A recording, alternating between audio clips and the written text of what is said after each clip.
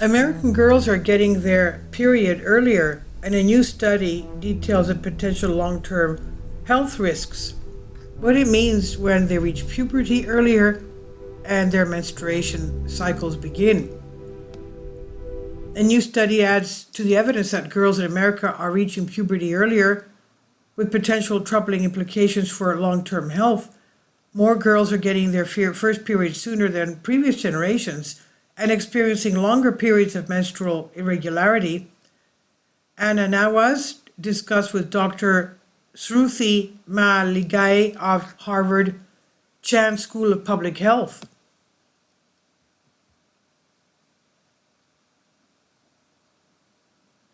And the question was, so let's just tick through some highlights of your study. You found that girls are now, or rather were getting their first period on average at the age of 12 and a half between 1950 and 1969. That's what happened to me and my sister and our friends in school, basically around then. They all compare with each other when they become a young miss. Now between 2000 and 2005, as down to 11.9 years old, you also found the percentage of girls getting their period before the age of 11 almost doubled from about 8.5 to 15.5, and the percentage of girls getting their period before the age of 9 more than doubled. Doctor, why is this significant and worth paying attention to? The doctor said, the age of the first period and time to cycle regularity are two aspects of menstrual health.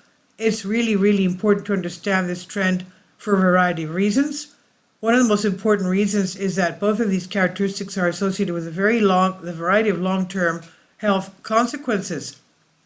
And for those with very early age, at the first period or menarche, at the beginning of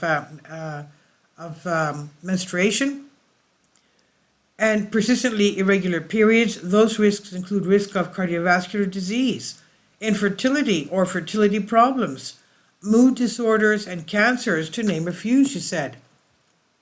And the question put to the doctor, why is this? Why are we seeing this trend, and what do we know about that? And the doctor says, we evaluate that exact question. We thought about how could body mass index, particularly around the age of the first period, influence this.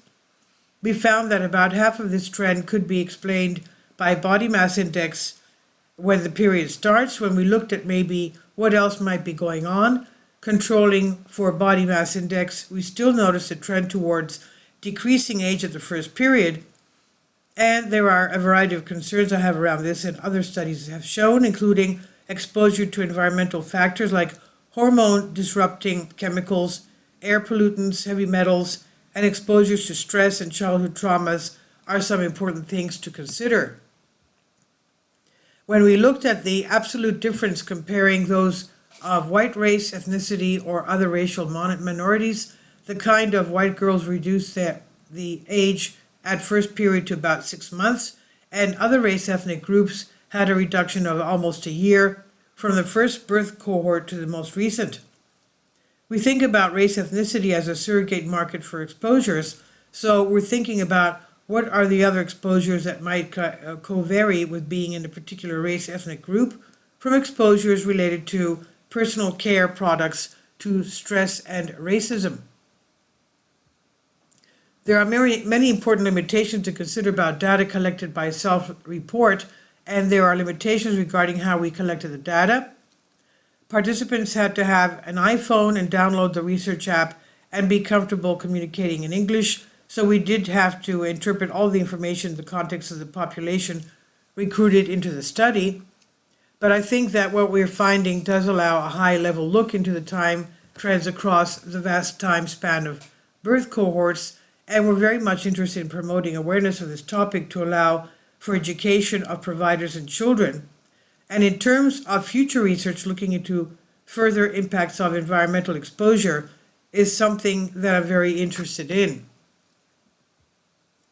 For parents and caregivers, if you notice early signs of puberty, like breast development, going into the pediatrician for an evaluation is really important.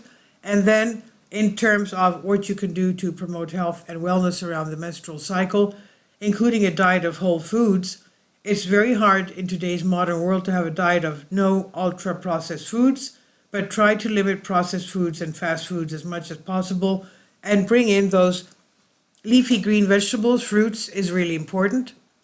Addressing other aspects of health through behavior, including balancing physical activity and addressing circadian rhythms and sleep health, is very important in promoting health in this age group.